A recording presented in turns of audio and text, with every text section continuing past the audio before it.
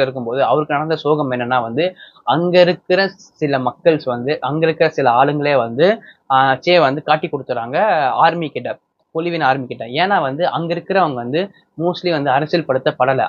அவங்கள வந்து நம்ம வந்து அடிமைத்தனமா தான் இருக்கிறோம் அப்படின்றத வந்து அவங்க வந்து ஒரு உணரவே இல்லை. அவங்களுக்கு வந்து எப்படி சொல்றதுன்னா எந்த ஒரு நாலேஜுமே இல்லை. அதனால வந்து சேக்கு தான் வந்து பாதிப்பு ஏற்படுது. ஏன்னா வந்து அவங்கள வந்து காட்டி கொடுத்துறாங்க அப்படின்ற ஒரு இதுனால அவங்களுக்கு தான் வந்து சேக்கு தான் அந்த இடத்துல வந்து ஒரு பாதிப்பு உண்டாச்சு. மொத்தமா சொல்ல போனா புரட்சினா என்னன்னு கூட தெரியாம அங்க இருந்த மக்களால வந்து சே வந்து ரொம்பவுமே வந்து அவஸ்தைப்பட்டாங்க. சே சே சே சொல்றது வந்து அவங்க வந்து என்னன்னு வந்து புரிய கூட இல்லை. நம்ம வந்து அடிமைப்பட்டிருக்கோம், நம்மள வந்து வந்து அடக்குமுறை பண்றாங்க அப்படின்ற அந்த ஒரு சின்ன விஷயத்த கூட வந்து அங்க இருக்கிற மக்களால வந்து அண்டர்ஸ்டாண்ட் பண்ணிக்க முடியல.